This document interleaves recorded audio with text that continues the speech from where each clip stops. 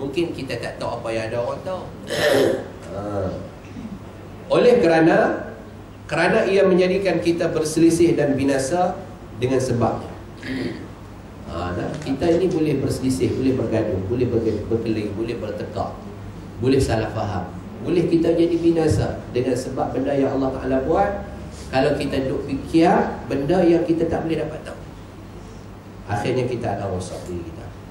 Itu jadi Tuhan tu yang mengaku diri Tuhan dan sebagainya. Oleh kerana akal kita terbatas. Macam Kasih Ahmad kan baru pernah beritahu kemarin dulu, dia buat saman kepada Majlis Agama Islam yang tangkap dia. Mana dia ada lawyer tu akan defend dia sebagai dia tidak bersalah kerana dia tidak percaya kepada Muhammad seorang Nabi. Dia buat saman balik Majlis Agama Islam. Pasal apa? Ilmu dia tak sampai, tapi dia cuba mencari sesuatu yang dia tidak mampu. Bila orang pergi bawa hujah-hujah dan sebagainya, dia tak mau terima hujah orang dan sebagainya. Dia hanya pakai hujah-hujah dia, hujah logik dan sebagainya. Dia hanya nak percaya Quran, tak mau percaya pada hadis. Tapi kata dia, jadi yang Nabi bawa itu, Quran itu silap. Ada ayat-ayat yang silap dan sebagainya. Habis. Itu macam mana Ustaz? Murtad dah tu. Dia tak terima Rasul. Bila tidak terima Rasul, dia murtad.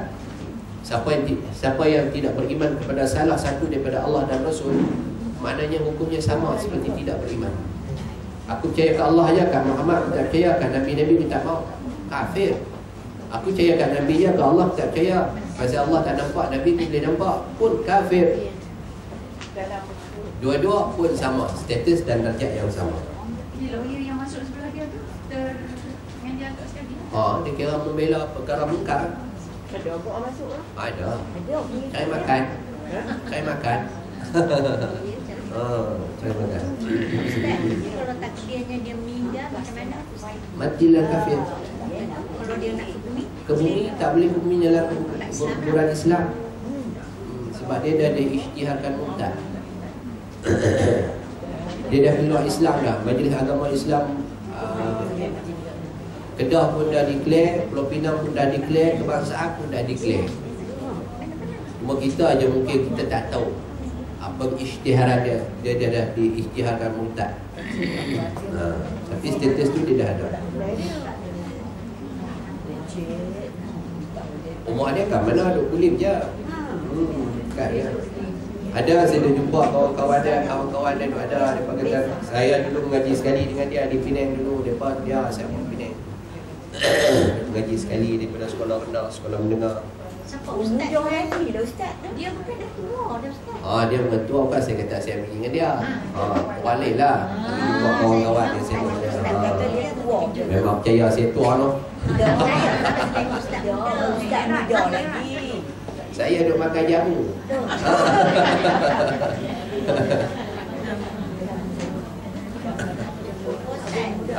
Jamu muda lah. Jamu muda mudi.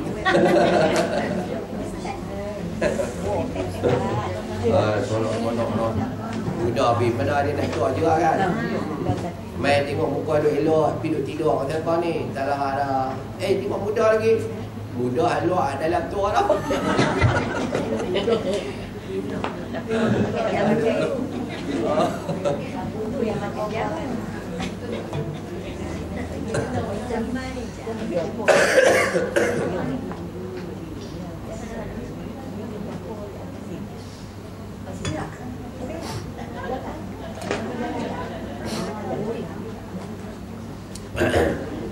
Oleh kerana akal kita terbatas, akal kita pun terhad, kita tak dapat.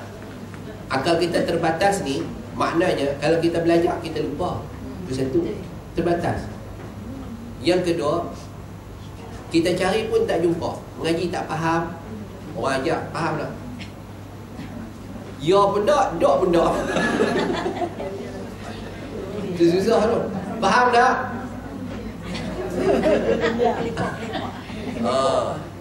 Takut kena marah.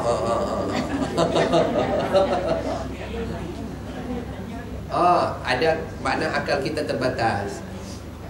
Kadang-kadang kita mengaji amal ni 50-60 orang kita, bukannya faham semua. Kawan ni faham, mula-mula kawan ni faham ni, kawan ni faham ni. Makna kita ni dia jadi macam puzzle kan. Kawan ni dengan mak ni, kawan ni dengan mak ni, bila letak mat, baru nampak satu gambar macam tu. Itu kata akal terbatas. Bukan kita bodoh, bukan kita tak pandai, bukan kita tak bijak, kita bijak. Tapi bila mengapai, lupa. Bila mengaji, ada benda tak faham. Itu makna terbatas. Yang ketiganya terbatas disebabkan ilmu kita nak banding dengan ilmu Allah memang tak sama. Tak sama sebab kita bukan pencipta yang asal. Kita ini hanya pengguna. Kita customer. Yang mencipta, yang mengetahui baik dan buruk, selok belok hanya Allah Subhanahu Wa Taala sahaja yang tahu. Akal kita terbatas. Diciptakan akal supaya mengambil bahagian dalam memakmurkan bumi ini. Kita guna akal untuk makmur bumi, bukan untuk benda akhirat. Allah letak kita di bumi dan kita usaha guna akal. Apa yang kita boleh nampak dalam bumi ni kita nak guna untuk apa? Nampak pokok nak buat apa? Nampak buah nak buat apa? Nampak orang nak buat apa? Nampak sungai nak buat apa? Nampak laut nak buat apa? Nampak tanah nak buat apa? Nampak bukit nak buat apa? Kita makmurkan bumi ni. Kalau orang yang bercucuk tanam dapat pahala ibadah bercucuk tanam. Orang yang pergi ke laut tangkap ikan dengan sumber air sungai, laut dan sebagainya, dia dapat pahala ibadat dengan sumber air sungai, laut dan sebagainya. Orang yang cucuk tanam di bukit, cucuk tanam di bukit.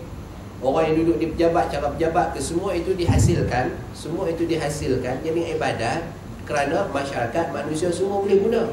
Dia pergi ke laut tangkap ikan, bawa balik mai, kita boleh makan. Cuba buka pergi ke laut semua, seorang tak main paksi. Pergi mana ni? Pergi ke laut lah, ni nak makan. Ini siapa nak mengaji? Ustaz kecil seorang-seorang. Lagi saya pun kata, kalau macam tu saya pun nak pergi tekan ikan, saya pun nak makan juga. Tu kat pergi tekan ikan belakang. Balik-balik tekan ikan, pergi ke hutan pula kan, cari sayur pula. Dia buat apa ni? Cari sayur. Itu bila nak mengaji, ni nak makan. Larat nak mengaji je tak makan. Kena tanam sayur. Macam tu saya pun nak tanam juga lah. Tanam sayur pula. Lepas tu pergi cari pokok pula, buah pula. Nak makan buah-buah pula. Pergi cari pokok. Habis tak mengaji. Jadi bila ada satu orang yang namanya nelayan, bila ada orang yang namanya petani, bila ada orang yang namanya pegawai-pegawai, bila ada orang yang namanya peniaga, maknanya kita ni manusia saling perlu memerlukan. Dia bawa ikan main tangkap, tak dimarket, peniaga tolong jual, kita tolong beli. Kita ni tak jadi pembeli, kita mungkin jadi pegawai apa dan sebagainya. Kita buat kerja-kerja yang kita buat tu ada bidang. KI mungkin ikan, mungkin tumbuh-tumbuhan, mungkin pertanian, mungkin sutuk tu, mungkin logistik, mungkin apa dan sebagainya. Saling perlu memerlukan. Jadi keterbatasan terhadnya akal fikiran kita ini maknanya untuk Allah Ta'ala ciptakan untuk kita imarah bumi ni. Dan bila kita imarah bumi ni kita dapat pahala. Masa apa kita nak fikir benda langit tu? Itu kerja Allah Ta'ala dan kita pun tak tahu. Nabi naik ke Sidratul Muntaha pun Nabi tak cerita. Bila bagaimana aku tengok Allah sekian-sekian, Nabi tak cerita. Nabi hanya sebut aku melihat Allah. Kita pula nak pergi roset. Nabi naik nak borak ni macam mana rasa-rasa tu boleh naik kalau binatang tu seperti kuda tu, tapi boleh terbang, maknanya macam ada sayap lah. Kalau ada sayap, lepas tu Nabi naik macam mana lah. Kalau duduk atas kuda ada sayap, naik pula dorang dengan malaikat Jibril, tak lagi jatuh kena sayap tu lagi. Jadi mesti ada kereta kat belakang tu. Jadi macam Santa Claus pula. Main cerita Santa Claus, borak macam Santa Claus, boleh naik, pergi terbang, naik berbintang-bintang, melingking-lingking kan. Pergi lah ikut kita. Jadi benda yang di langit kerja Allah Ta'ala sebab kita tak sampai lagi. Hak di langit tu yang kita nak sampai tu Allah dah bagi target. Kamu kena buat apa? Rukun iman, rukun Islam, percaya, beramal. Buat. Nanti kamu akan sampai sana, kamu akan lihat. Dan di sana tak payah beramal apa dah. Nak beramal ni di sini. Sebab itu Allah hidupkan kita di dunia. Maka imarahkan bumi, imarahkan dunia, imarahkan makhluk. Sebab ini yang Allah Ta'ala suruh kita buat. Beribadat, bermasyarakat, bersosial, bekerja, berusaha dan sebagainya. Ini yang kita nampak. Nah, bila kita beribadat, berusaha, bekerja berdasarkan rukun iman dan rukun Islam, Maka benda itu dia ada target dah, objektifnya, falsafahnya akan sampai ke akhirat. Karena itulah matlamat kita. Manusia man amila salihan min zakarin aw unsa falanuhyiyannahu hayatan thayyibatan. Manusia daripada lelaki dan perempuan yang berusaha beramal soleh di dunia ini, kami akan hidupkan dia sebagai kehidupan yang baik. Mana hasil daripada kita buat kerja, ibadat kerja kita di dunia ini, apa sahaja bidang kerja kita, semua itu dianggap sebagai ibadah. Jadi semua itu Allah Ta'ala akan masukkan dalam karung pahala kita. Nanti kita akan dibawa bersama. Kita akan buka pahala-pahala ibadah kita di sana. Itu yang kita nak. Jadi sebab itu di akhirat, dalam satu hadis Nabi SAW, Nabi sebut kita di akhirat nanti kita akan jumpa dan bertemu dengan Allah Subhanahu Wa Ta'ala di hari akhirat. Allah akan baik kepada kita, Allah akan jumpa kepada kita. Allah akan buka semua suratan amalan kita, dosa-dosa pahala kita, sebelum kita menyeberangi as-sirat, sebelum kita naik as-sirat. Bila kita naik as-sirat, sirat ini tadrubu baina zahrai jahannam. Sirat dibentangkan di atas belakang neraka jahannam. Dibentang di atas belakang neraka jahannam. Macam kita duduk di sini nak bangun, nak pergi pakai unta, kena jemerang. Sungai itu neraka. Sungai itu neraka. Kena jemerang.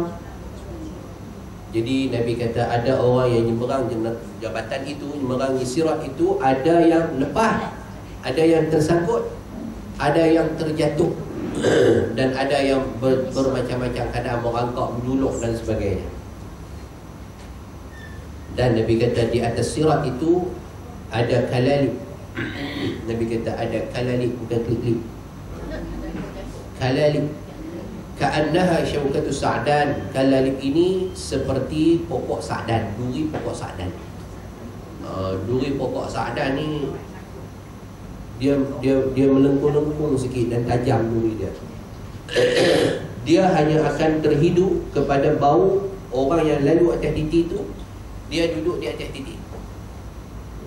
Ni macam titi kan, macam titi batang kayu, batang jok dulu kan, bawah dia tu ada rumput, dia menyala kan. Jadi pokok sa'dan duri tu, kalalib tu Nabi kata dia duduk di bawah titi tu. Dia akan terjaga apabila orang yang lalu itu ada dosa. Dia kembung dosa, pak dia tangkap. Duri dia banyak, pokok sa'dan tu. Nabi tunjuk kepada sahabat, kamu tahu pokok sa'dan? Sahabat-sahabat jawab, ya, na'am, kami tahu pokok sa'dan. Duri dia lebih kurang macam tu. Duri dia lebih kurang macam tu. Kalau kita kata duri mentawar, lah durian, duri durian. Tapi dahsyat lagi duri sa'dan daripada duri durian. Dahsyat lagi. Orang takut duri nibung kan? Duri nibung, orang takut pasal bisa. Duri sa'dan lagi berbisa. Dengan bentuk dia, dengan banyaknya, dengan panjangnya, dengan bisanya. Kalalib itu bila orang lalu atas dia, bau dia dosa, dia akan, durinya akan hidup dan tangkap, tarik sehingga kita jatuh. Sebab itu ada manusia yang berobot-obot, tarik kaki, kena rutun, dia pun gagah nak pergi juga. Ada yang lepas. Tapi cedera, rosak ni diri, rosak. Tapi boleh sampai dalam keadaan yang baik di sana. Susah nak sampai. Ada yang terus dia pegang, jatuh. Dia jadi macam duri semalu. Pokok semalu, kita pergi tentuh dia, dia tutup. Kita pergi jauh lama sikit, 5 minit, dia pun buka balik. Tengok balik. Hak di dunia Allah bagi hak tu. Kita sentuh, dia malu. Tak sentuh, dia buka. Akhirat, tak sentuh, dia malu. Lalu aja dia buka. Mampu kita. Itu yang namanya kalalib. Nabi sebut kalalibun, di atas titi sirat. Itu hadis sahih, hadis Bukhari, hadis Muslim. Itu yang akan tarik kita jatuh. Rasa-rasa kita berjaya lah. Tak tahu lah, no? Tak percaya pada Allah. Kalau kita hilang 11 prinsip itu, habislah. Rukun iman, rukun Islam, tak ada satu pun habis. Mungkin kalau kita beramal, kita berusaha, kita berikhtiar untuk mendapat sesuatu yang terbaik, InsyaAllah. Mungkin dia jangkau juga, tapi kita boleh lepas lah. Kita boleh lepas kan. Ada orang yang berjalan tersangkut, tak sangkut apa pun, tersumpah. Jalan tak ada apa-apa pun, terpupum jatuh. Pelantin. Baik tangan mana, baik mata mana, gigi kepala sudut kat mana. Orang kata ni pasal apa ni? Tak. Angin tak ada, ribut tak ada. Apa datang ni? Tengok jalan sama. Atas jalan dalam dewan pergi gaduh ni. Yang orang berjalan dalam hutan, orang asli jalan hutan dengan akak, dengan waktu tak jatuh tersembam. Kita tak ada apa pun jatuh tersembam. Kuning gentang. Tak bangkit ria, takutlah. Itu tak ada apa kan. Kalau di akhirat benda tu ada. Maka tidak ada pilihan bagi kita kecuali menerima dan beriman dengan perkara-perkara gaib dan masalah yang Allah telah jelaskan kepada kita. Di antara masalah ini ialah hubungan antara penciptaan Allah akan perbuatan manusia dengan iradah manusia dan perbuatannya melakukan satu perkara. Kehendak manusia, iradah ni mana kehendak lah.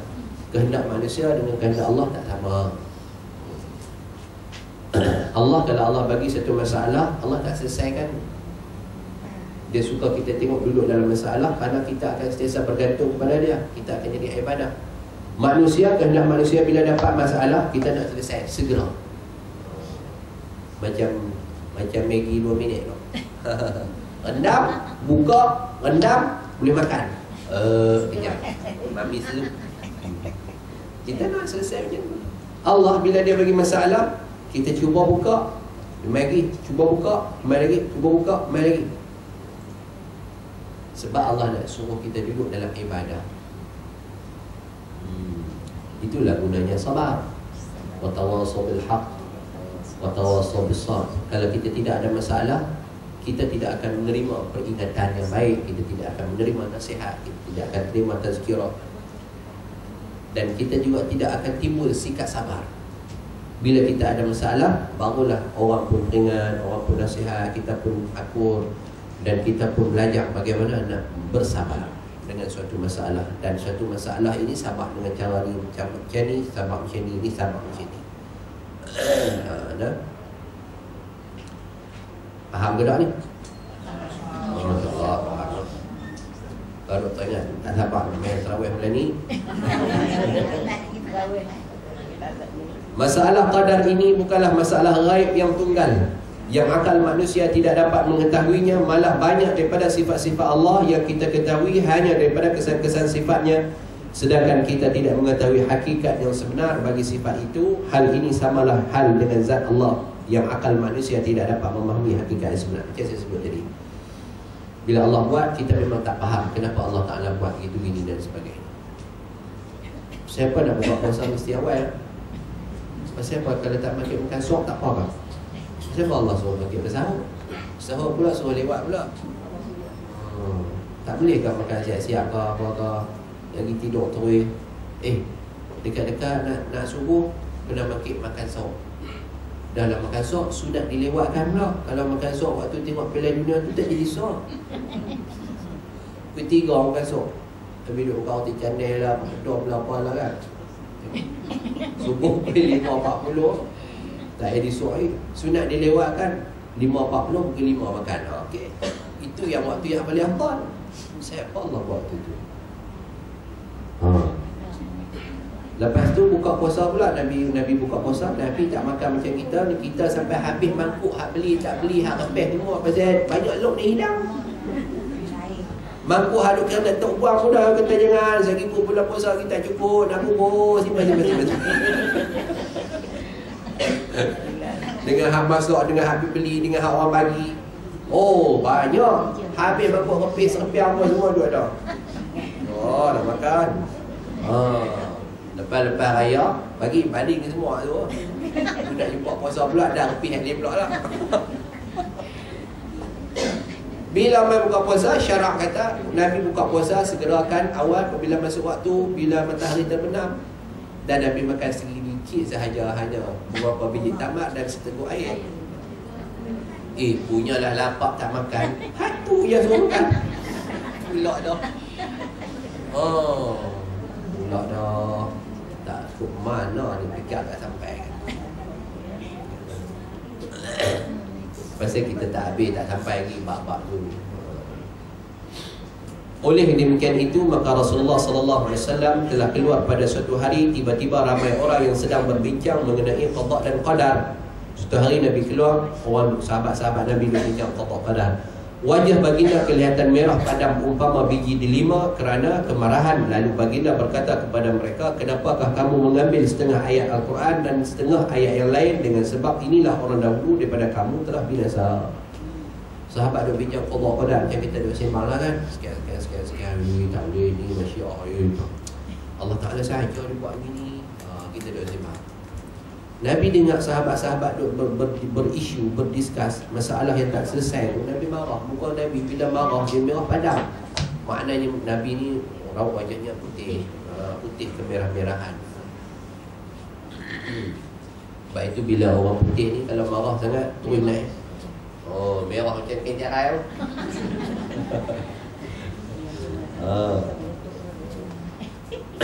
Nabi kata tak payahlah duk bincang, duk ambil ayat tu tinggal ayat ni, ambil ayat tu tinggal ni, kita pun tak faham. Ni kerja nak buat ni. Hang niaga pi niaga. Hang buat urusan ni pi urusan. Buat kerja masing-masing. Nak buat urusan masing-masing. Nabi pun tak bagi para sahabat berisu. Diceritakan ada seorang lelaki datang menemui Ali bin Abi Talib, menanyakan beliau mengenai masalah qadar Ali. Menanyakan mengenai masalah qadar. Ali berkata, masalah ini adalah jalan yang gelap, maka janganlah kamu melaluinya. Lelaki itu berkata, ceritakanlah kepadaku mengenai qadar. Ali berkata, masalah ini adalah laut yang dalam, jangan kamu menyelam di dalamnya. Lelaki itu berkata lagi, ceritakanlah kepadaku mengenai qadar. Ali menjawab, qadar itu adalah rahsia Allah, jangan kamu memberat-beratkan diri kamu. Ni orang lebih tanya Sayyidina Ali. Sayyidina Ali ni orang yang banyak ajar. Daripada kecil dah duduk dengan Nabi sampai ke Nabi SAW wafat. Banyak ilmu.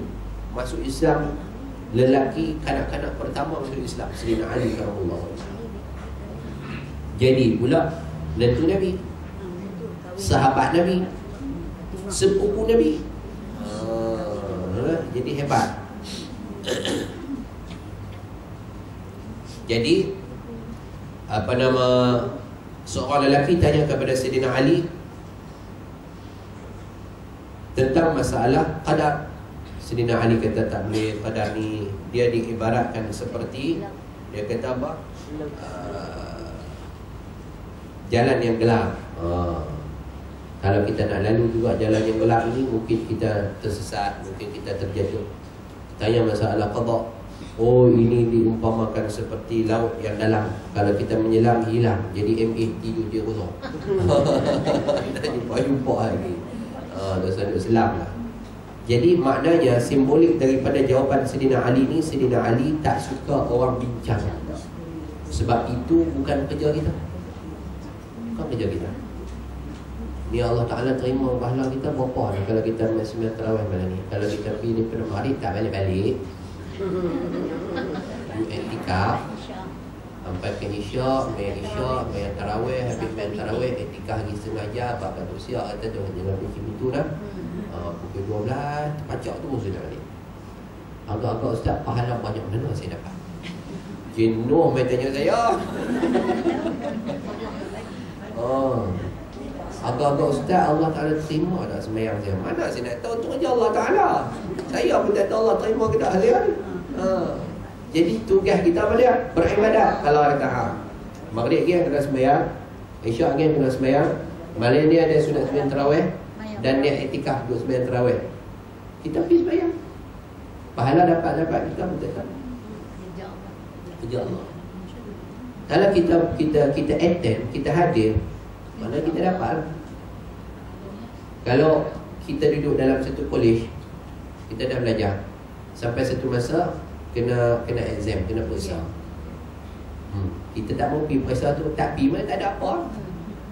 Tak bermakna kita hidup dalam kolej tu. Kalau kita tak beribadat, tak bermakna kehidupan kita dalam dunia ni. Bila sampai waktu exam, kita pun pergi periksa. Jawab berapa? 0+1. Tapi kita hadir kan? Maknanya kita sertifikat kita hadir tu ada. Bagi kita ni ahli college. Daripada tak main langsung tu ada walaupun kosong. Kita tahu dah kita nak dapat berapa tu. Katalah dia jawab, bukan dia tak jawab pun, dia jawab sikit. Orang keluar ni Encik masa dah habis dah. 2 minit. Mai pensyarah Puisa dapat 3 besar tu. Saya jawab punya banyak ni, kertas telah angkat tangan minta ni. Siapa dapat 3 ya? Tak tandung dengan soalan. Kita tahu tak kita nak dapat berapa? Kita tak tahu. Ibadat kita, sembahyang kita tahu tak Allah Ta'ala terima? Subuh kita berjadi Allah terima. Kita pun tak tahu. Kita beribadat mengharapkan Allah terima. Sebab itu, oleh kerana kita tak tahu Allah Ta'ala terima ke tidak, kita kena buat dengan yang terbaik. Buat yang terbaik. Doa, belajar, study macam mana nak dapat ibadat yang terbaik, solat yang terbaik. Sekian hukumnya. Nak dapat wuduk yang sah, belajar sekian. Nak dapat puasa yang baik, belajar sekian. Bila kita study satu, maknanya kita boleh prepare, kita boleh standby untuk kita beribadat itu. Maknanya ibadat kita ini, kita sudah ada preparation, kita sudah ada persediaan. Kalau main waktu puasa, kita pun tak mau puasa, habislah kita. Ni apa nama pengarah kolej kita tendang dia lah. Mengaji mau, puasa tak mau, mana boleh, tak penuhi syarat, buat. Kalau kita nak dalam dunia bekerja dan beribadat, kita kena ada markah. Bukan hang punya urusan, ini pihak atasan pengurusan punya. Allah Ta'ala punya urusan nak bagi pahala. Sebab itu dah ada dalam hadis Nabi sahih, semua ibadat aku bagi diberi pahala, illa saum wa ana ajzi bihi, melainkan puasa aku yang akan bagi pahala khusus. Mana pahala kalau datang daripada Allah Ta'ala, memang semua pahala daripada Allah. Tapi bulan Ramadan ini maknanya Allah Ta'ala sediakan suatu ruang pahala yang besar. Kalau pahala-pahala biasa, falahu likulli 10. Setiap satu amalan yang kita buat, kita dapat 10, Allah sebut dalam Quran. Tapi bagi Ramadan, Allah Ta'ala bagi gandaan pahala. 1, 10, kita dapat 70. Ibadat-ibadat sunat Allah Ta'ala bagi pahala ibadat wajib. Yang wajib dapat pahala 70 kali ganda. Kerana Allah Ta'ala sendiri yang nak sediakan pahala untuk yang puasa. Jadi pahala tu bukan kerja kita. Jadi beribadatlah, duk kira pahala. Habis-habis malam 30, alhamdulillah. Sehari itu duk ada. Ini pahala 30. Maya bohor campur pahala jemaah. Siap buat jadual ni. Subuh 70 pahala campur plus 27 kali ganda. 27 per 70% pula. Lepas tu dia campur semua tu. Kira pum, meletup. Alamak. Kalkulator dia meletup. Masuk hospital. Orang ayah di rumah dia hospital. Saya terkejut kalkulator meletup. Pasal apa tu? Kerja kira pahala lah Ustaz. Buka puasa 3 biji tamar, ayat segelas, fitraweh, iktikaf, sekian-sekian pahala. Mampu jangan lupa lah no. Ajar pahala Allah Ta'ala. Salah.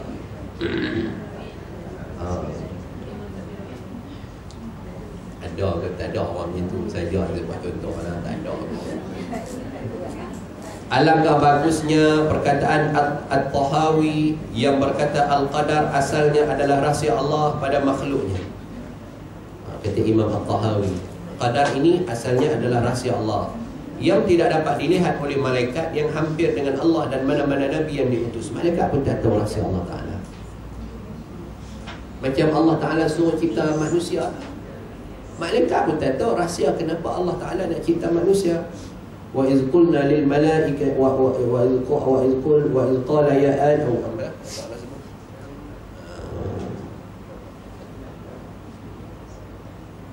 Bila Allah Ta'ala suruh malaikat ciptakan, Allah Ta'ala nak ciptakan manusia, malaikat jawab, tak payah cipta, kami pun dah cukup. Wa nahnu nusabbihu bihamdik. Kami dah cukuplah sebagai makhluk yang memuji, bertasbih, bersalawat kepada kamu. Buat apa nak cipta makhluk lagi? Qala inni a'lamu ma la ta'lamun. Itu makna qadar Allah. Allah sahaja tahu apa yang Allah nak cipta. Sedangkan malaikat yang duduk hampir dengan Allah pun, malaikat pun tak tahu apa yang Allah Subhanahu wa ta'ala nak cipta. Itu maknanya rahsia yang Allah tahu tidak diketahui oleh semua makhluk. Malaikat pun tak tahu rahsia-rahsia kenapa Allah Ta'ala nak cipta manusia.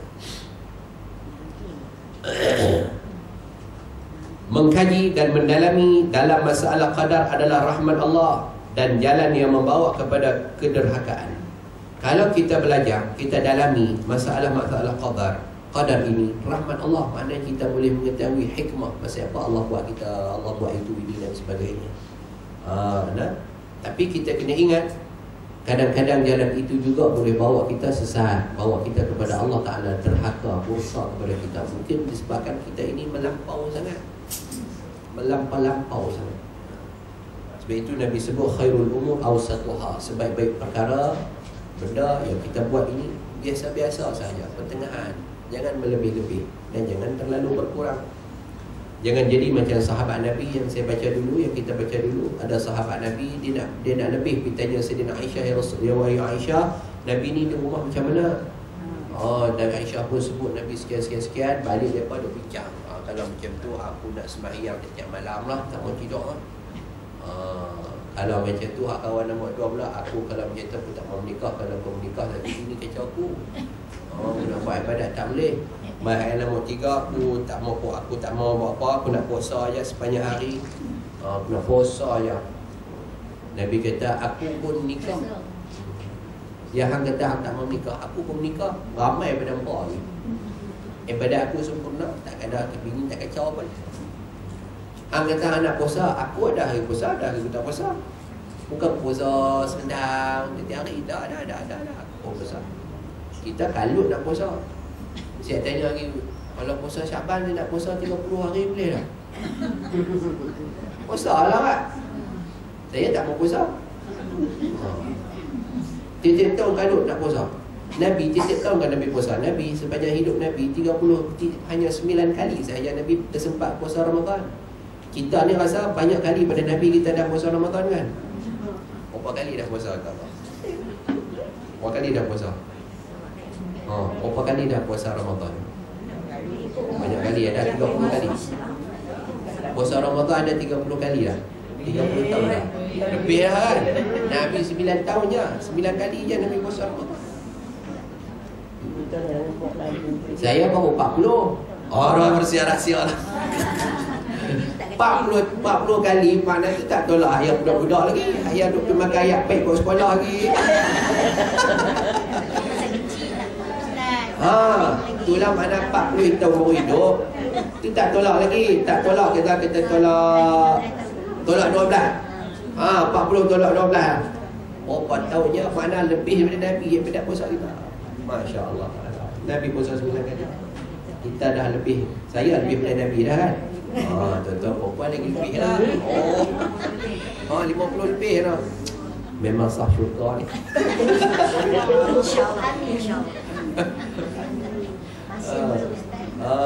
Itu dia.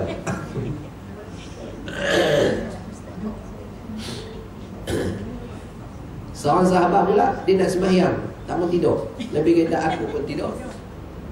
Usolli wa arqud, aku sembahyang dan aku tidur. Ada sembahyang yang Nabi, ada malam yang Nabi tidak qiyamul lail. Ada malam yang Nabi qiyamul lail. Kadang-kadang Nabi buat qiyamul lail awal, kadang-kadang Nabi buat qiyamul lail tengah malam, kadang-kadang Nabi buat qiyamul lail hujung malam. Kadang-kadang Nabi berpuasa sunat, kadang-kadang Nabi tidak berpuasa sunat. Sebab itu bila Sayyidina Aisyah, orang tanya Nabi macam mana Nabi berpuasa, aku pun tak tahu lah nak katakan Nabi ni. Aisyah kata, lebih kurang macam itulah ya Pak Aisyah. Kadang-kadang aku tengok Nabi ni, orang kita duduk kalau nak puasa, mai tahun depan dia tak puasa pula. Kadang-kadang kan kita dah tengok tahun lepas dia tak puasa, kita nak puasa, dia puasa pula. Oh lah dia. Maknanya ibadat sunat Nabi SAW ni bukannya hanya tumpu dengan satu-satu saja. Banyak ibadat sunat yang lain. Banyak. Kalau tengok orang sebelah pokok dia nak mati, kita aku ambil ayat teruk ni. Pahala lah. Nur pergi dia apa dia nikah pergi dia. Ayah aku pergi dia apa habis dia lupa ayah aku. Saya cuba pergilah. Oh, poncet-poncet sikit. Alah pahala sikit-sikit nak. Tak ada apa pun. Tengok mutu dia basah hujan kita pun tolong mutu dia masuk apa-apa. Tengok sampah dia tak tolong angkat kita pun tolong angkat buah plastik sampah lah apa. Tanya payah masalah. Jadi kita ni kadang-kadang ibadat kita hanya fokus kepada ibadat-ibadat tertentu. Walaupun dalam hadis Nabi SAW sebut Sya'ban tu yaghfurun nas kasirun minan nas. Bulan Sya'ban ni kebanyakan manusia lupa. Siapa kata lupa? Kita tak lupa. Tiap kali bulan Sya'ban tu Sya'ban bila ni nak puasa Sya'ban ni nak puasa Rejab lah. Kita tak pernah lupa. Siapa kata lupa? Nabi kita lupa. Siapa Nabi kita lupa?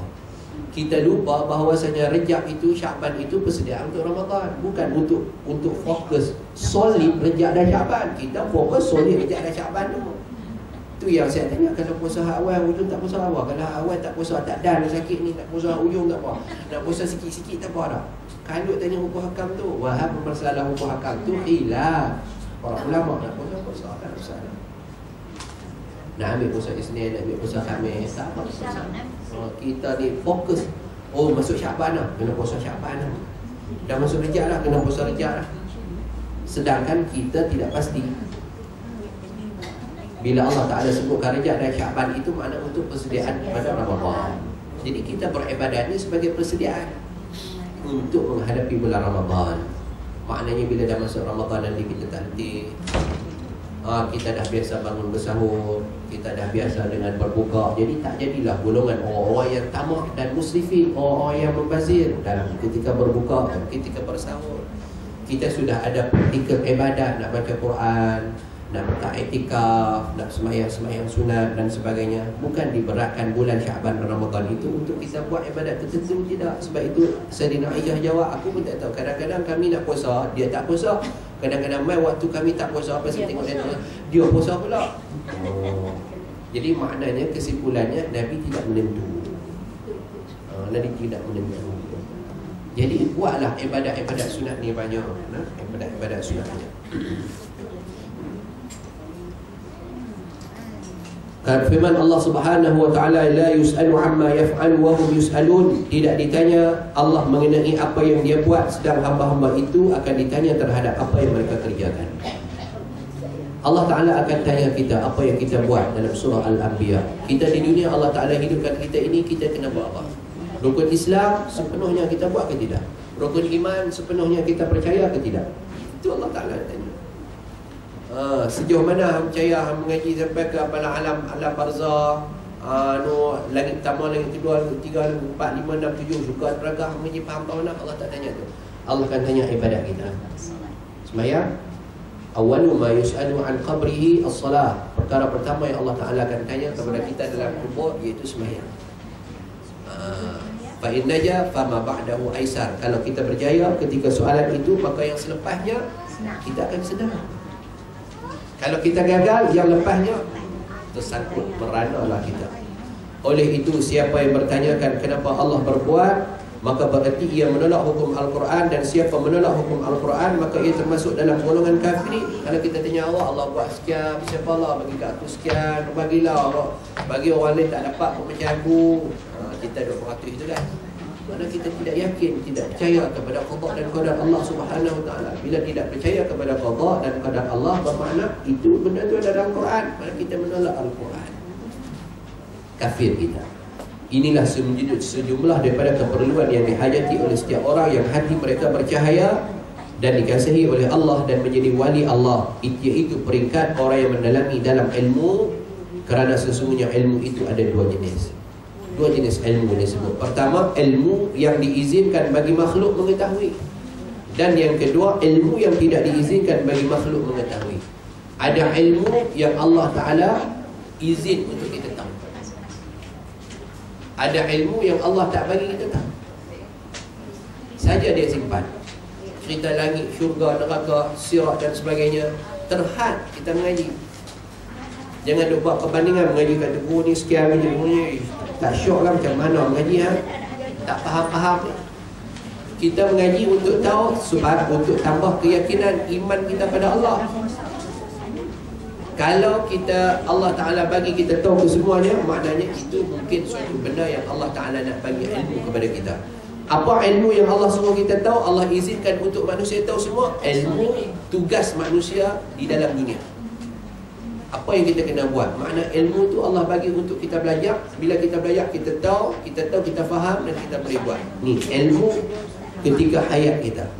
Ilmu lepas mati, kita belajar juga. Tapi ada hikmah-hikmah tertentu yang belum tentu Allah Ta'ala akan izinkan untuk kita memahami segala-galanya. Jadi sebab itu kita kena tahulah. Maknanya bukan semua ilmu kita tahu. Ilmu Allah kita boleh tahu. Sebab ilmu Allah terlalu luas berbanding dengan ilmu kita.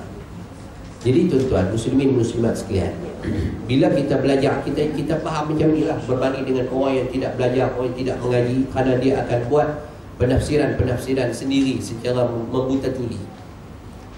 Jadi bila kita belajar, baru kita tahu, oh maknanya ada ilmu yang bila kita mengaji, memang mengaji tak habis-habis dan kita pun tak faham-faham. Tambah kalau tak main mengaji, lagi tak okey apa lah. Dalam untuk main mengaji pun tak faham. Pasal apa? Pasal kita dah belajar benda yang memang Allah Ta'ala sebahagian daripada hikmahnya Allah tak izinkan untuk kita tahu. Hak yang tak mengaji boleh buat aja tahu dan sebagainya. Orang yang menyangkui, dia tahu cara menyangkui. Orang buat rumah tahu cara buat rumah. Orang buat kerja ni tahu cara buat kerja ni. Sebab itu ilmu yang diizinkan Allah. Apabila kita belajar, ada pengalaman dan sebagainya, kita boleh dapat. Jadi tuan-tuan muslimin muslimat sekalian, kita kena berusaha, tugas kita berusaha untuk beribadah kepada Allah Subhanahu Wa Taala. Contohnya, kalau Allah Subhanahu Wa Taala dan Nabi Sallallahu Alaihi Wasallam suruh kita baca Quran, kita ambil peluang untuk kita baca Quran sebagai ibadah. Dan jangan jadikan peluang baca Quran ini sebagai adat. Kita duduk dalam dunia ni, dalam manusia, kalau dalam Malaysia ni, kita bila main Ramadan ni ada ibadat, ada adat. Ada puasa kerana adat, ada puasa kerana ibadat. Sedangkan dalam Ramadan, kalau kita buat, kita nak partition beberapa perkara, ada perkara-perkara itu semua kita boleh jadikan adat. Dan ada manusia ke semua sepanjang Ramadan itu dia jadi adat. Tidak bermakna, tidak berguna. Kalau makan, kita ambil bab makan contohnya. Ada makan, dia menjadi ibadat. Ada makan, dia menjadi adat. Makan menjadi ibadat, makna berhenti sebelum kenyang dan tidak membazir ketika makan. Kalau buka puasa, dia menjadi adat. Dia puasa juga, tapi adat. Adat dia apa? Mesti tengok apa yang ada, kena di mata, tertawan di hati, beli, buat, semua nak makan. Belum tentu makan lagi, itu sudah jadi adat. Mai sembahyang. Sembahyang ni konsepnya ibadat. Tapi kalau kita pergi sembahyang kerana kita nak beribadah kepada Allah, ambil peluang inilah sahaja tarawih yang ada dalam bulan Ramadan dan sebagainya, maka kita beribadat tarawih. Ada orang pergi ibadat tarawih, dia jadi adat. Pasal apa? Pasal orang pergi, kalau tak pergi, lagi orang kata apa pula. Dia kata, tengok ustaz kita duk pagi ke rumah ayah, tak pergi main tarawih kan? Baik pergi, tadi orang kata apa pula kan? Pergi lah, ustaz ni pun pergi. Pasal apa? Takut orang kata, siapa pergi sembahyang tarawih? Jadi adat. Itu jadi adat. Bersedekah, infak bulan Ramadan. Nabi kata sekian pahala-pahala sekian, bagi belah apa sahaja yang kita ada dan sebagainya kepada orang dan sebagainya, kita boleh. Kalau kita bagi benda itu kerana kita bersedekah untuk rasa ada sikit dan sebagainya, kerana ini kebiasaan kita, kita jadi ibadat. Tapi kalau bagi ni, kalau aku bagi saya lagi ni, dia nak bagi apa pula, tak tahu lah. Dasar ni dia bau wangi lah, mesti dia bagi hatunya, aku pun bagi satu, nak merasa macam. Dia tengok dapat suruh, dapat adat kita, tak dapat ibadat. Sedekah tak dapat pahala. Pasal kita bagi sedekah kerana nak balasan. Tak ada apa. Nah. Jadi kita boleh ubah konsep puasa kita ini daripada adat kepada ibadat. Sebab itu bila Nabi, kalau dia berpuasa hanya 9 kali dalam seumur hidup dia, semua ibadat, tak ada adat. Kita, kalau saya 32 kali, mungkin kebanyakan 32 kali itu banyaknya adat daripada ibadat. Jadi maknanya Allah Ta'ala bagi peluang kepada kita, umat Nabi ni boleh puasa banyak daripada Nabi ni.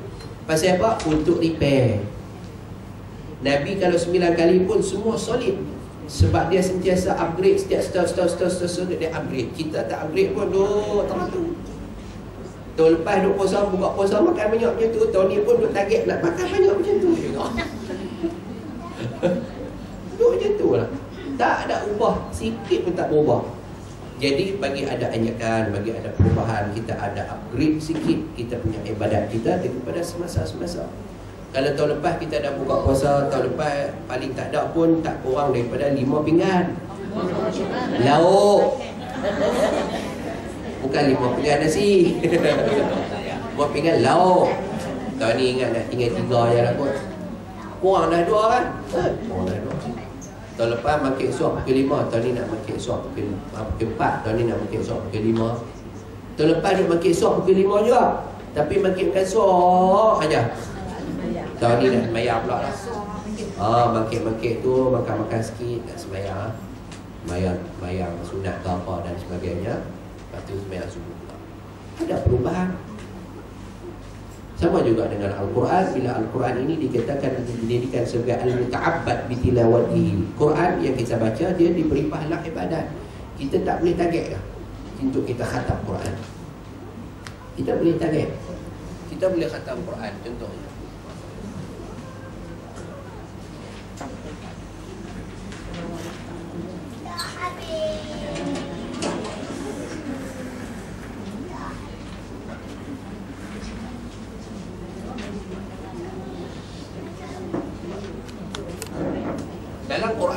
Dalam Quran satu Quran tu kita ada 604 muka surat. Pernah duk bilang lah. Tak pasal lah Ustaz. Tak pernah ambil tahu. 604 muka surat. Tak apa, saya approve, saya buktikan. Tu dia. 604 muka surat. Al-Ikhlas, Al-Falaq, An-Nas, 2 muka surat terakhir, muka surat 604. Tak nampak lagi, balik tengok Quran di rumah. Muka surat pertama dia akan mula dengan Fatihah. Muka surat pertama. Muka surat kedua 5 ayat surah Al-Baqarah. Kalau kita target kita nak habiskan Quran, kita nak habiskan Quran berapa kali nak khatam? Contohnya bilangan khatam. Kita nak khatam Quran sekali untuk bulan puasa ni, ataupun sebulan sekali, bilangan khatam dalam 1 bulan ni. 1 bulan. Makna lepas puasa pun kita boleh buat. Sehari ada 5 waktu. Subuh, Zuhur, Asar, Maghrib, Isya. Allahu Akbar. Ada 5 waktu. Kalau kita ambil sehari 4 muka surat, 4 muka surat, 4 muka surat, sehari duk ada 20 muka surat lah. Sebulan 30 hari. Duk ada bilangan muka surat sehari, bilangan 1 hari 20 muka surat. Sebulan 30 hari. Jadi dalam 1 bulan, bilangan 1 bulan 600 muka surat. Tapi mana lagi 4 ni? 4 ni Fatihah pun nak kira ke? Fatihah ni, Fatihah dah muka surat pertama dah. Al-Falaq Gaful. Muka surat nombor 1. Muka surat nombor 1 Fatihah. Muka surat nombor 2 5 ayat surah Baqarah. Dah pen dah 2 muka surat. Takkan nak baca hak tu je kot. Belajarlah sikit-sikit. Ataupun tak apa, saya nak baca kat tu je. Nu campur dengan hak muka surat belakang tu 3 pul tu dah biasa sangat dah. Telatah pun habis 3 pul. Tu tak masuk dengan surah Waqiah macam kita dah baca. Surah Waqiah dah ada 5 muka surat dah. Mula suku habis suku kan. Dah ada 5 muka surat dah. Sekali baca ayat tak mula kelas lagi. Biasalah 5. Dah lebih dah daripada 1. Ni tak cerita surah Yasin ni. Surah Yasin 3 muka surat. Maknanya mungkin akan ada surah-surah ataupun muka surat tertentu yang mungkin kita sudah belajar. Jadi saya rasa tak sampai 30 hari pun, bawah 30 hari kita sudah khatam dah Quran sebulan. Kalau kita nak sebulan 2 kali, aku nak sebulan 2 kali, double lah. Kita ambil 8 muka surat, kita akan dapat 6 waktu muka surat juga. Aku nak sebulan 2 kali. Kita nak sebulan 3 kali, ambil 12 muka surat.